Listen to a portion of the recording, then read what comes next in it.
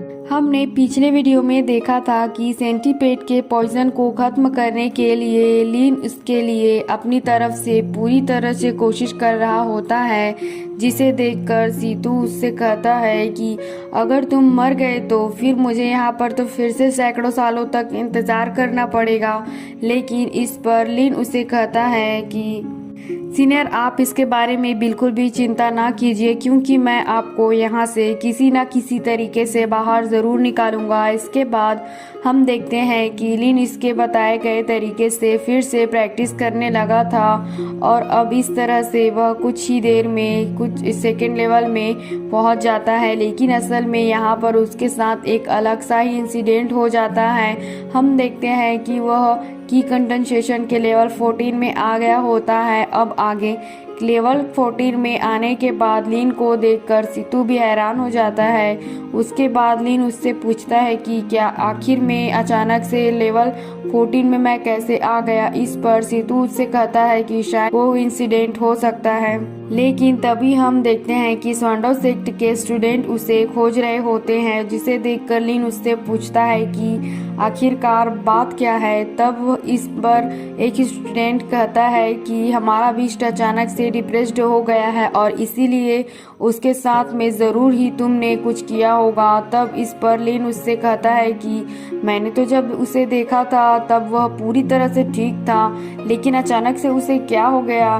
तब इस पर हम देखते हैं कि इनमें से एक स्टूडेंट उसके ऊपर अटैक करने के लिए आ जाता है, लेकिन एल्डर सुन ने आकर लीन को यहाँ पर बचा लिया था, जिसे देखकर बाकी के स्टूडेंट फाइट करने के लिए रेडी हो गए थे। तब यह देखकर एल्डर सुन उनसे कहते हैं कि अभी तो एक्सचेंज मैच शुरू नहीं हुआ है, लेकिन क्या अभी से तुम लोग दूसरों को हर्ट करना शुरू कर दिया है। तब इसकी बात सुनकर जुबिन अपने साथियों को लेकर वहां से जाने लगता है, लेकिन इसी के साथ वह लीन से कहता है कि मैं मैच में तुम्हें देख लूँगा। इसके बाद हम अगले सीन में देखते हैं कि लीन एल्डर सुन को थैंक यू बोलने के लिए गया होता है, जहां पर एल्डर सुन उससे पूछता है कि तुम अभी भी अपनी एनर्जी को कंडेंस्ड क्यों कर रहे हो और इसके अलावा तुम तो पूरे दिन भी गायब रहते हो। फिर हमें पता चलता है कि सीतू ने असल में उसे अपने कल्टीवेशन को हाइड करने के लिए सिखाया होता है, क्योंकि वह जानता था कि अगर इसके बारे में बाकी लोगों को पता चला तो उसके ऊपर बहुत सारे खतरे आ सकते हैं। इसके बाद एल्डर सुन से कहता है कि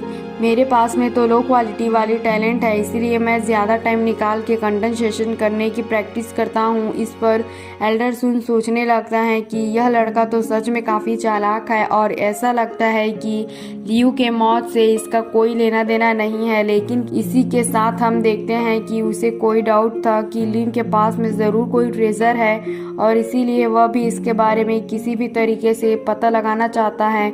इसके बाद वह लिन से कहता है कि अब तो एक्सचेंज मैच भी शुरू होने वाला है और इसीलिए मैं चाहता हूं कि तुम कंडेंसेशन के लेवल 3 में पहुंच जाओ। इसके बाद अगले दिन हम देखते हैं कि फाइनली एक्सचेंज मैच के शुरू होने का टाइम आ गया होता है, जहां पर इसके लिए सभी लोग काफ़ी एक्साइटेड लग रहे होते हैं और इसके अलावा उसको देखने के लिए कई सारे लोग आए होते हैं, जिसमें से लीन के पेरेंट्स भी शामिल होते हैं। इसी बीच हम यहाँ पर एक और ब्यूटीफुल लड़की को देखते हैं जो कि इस मैच को देखने के लिए काफ़ी एक्साइटेड लग रही होती थी है। तभी इस पर उसका ब्रदर कहता है कि जावा के लोग हमसे काफ़ी ज़्यादा अग्रेसिव हैं और अगर स्वांडो सेक्ट के पास में एलेक्सिस को बनाने का तरीका नहीं होता तब मेरे मास्टर के साथ में एक पुराना रिलेशनशिप होता और अगर उन लोगों ने टेलीपोर्टेशन नरे को एक्टिवेट नहीं किया होता तो उसके बाद भी हम यहाँ पर नहीं आ पाते।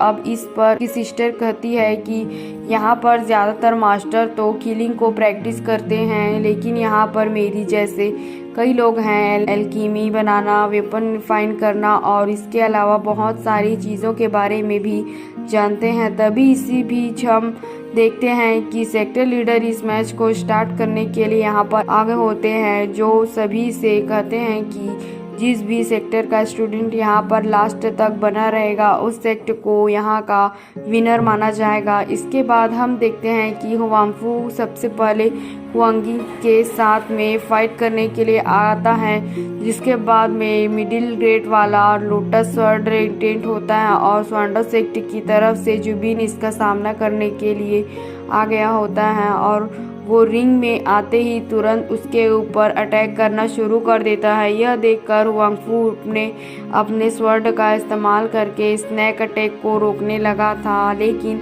असल में वह अपने अटैक से उसका कुछ भी नहीं कर पाता। जिसके बाद हम देखते हैं जुबिन उसके ऊपर अटैक करके इसको जख्मी कर देता है और इस तरह से उसने हुआंगफू को बड़ी ही आसानी से हरा देता है। तब उसकी पावर को देखकर लिन भी काफ़ी ज़्यादा हैरान हो गया होता है, क्योंकि असल में उसके पास में लेवल 13 की कंडेंसेशन की पावर होती है। तभी स्वांडो सेक्ट का मास्टर कहता है कि अगर किसी ने भी जुबिन को हरा दिया तब हमारा सेक्ट स्वांडो तुम्हारे सामने हार मान लेगा। तब इसकी ऐसी बात सुनकर लू सेन जुबिन से फाइट करने के लिए रेडी हो जाता है। इसे देख जुबिन उससे कहता है कि क्या तुम सच में मेरे सामने टिक पाओगे। तब उसकी बात सुनकर लूसेन तुरंत अपने स्वर्ड्स सिम के पावर का इस्तेमाल करके उसके ऊपर अटैक कर देता है, लेकिन जुबिन ने अपनी पावर का इस्तेमाल करके उसके अटैक को बहुत ही आसानी से रोक दिया होता है और फिर उसी के साथ वह फिर अपने पावर का इस्तेमाल करके उसके ऊपर अटैक कर देता है। इसके बाद हम देखते हैं कि लूसेन भी उसके सामने कुछ नहीं कर पाता और आखिरकार वह भी इसमें बुरी तरह से हार जाता है। वही जुबिन कहने लगता है कि क्या और कोई भी मेरे साथ में फाइट करना चाहता है, लेकिन हम देखते हैं कि हैंग्यू सेक्ट का कोई भी डिसेबल उसके साथ में फाइट करने के लिए रेडी नहीं होता। लेकिन अब इसी के साथ हम देखते हैं कि वह अपने स्वर्ड पावर का इस्तेमाल करके यहाँ के बैरियर के ऊपर भी अटैक कर देता है और अब इस तरह से उसने लिन के पेरेंट्स भी जख्मी होने वाले थे, जिसे देखकर लिन वहाँ पर उन्हें बचाने के लिए आ गया होता है। क्या आपको लगता है कि जुबिन लिन को हरा पाएगा? तो आपको इसके बारे में कमेंट करके ज़रूर बताना है और अगर आप इसके अगले एपिसोड को देखने चाहते हैं तो इस वीडियो को ज़रूर लाइक और सब्सक्राइब करना।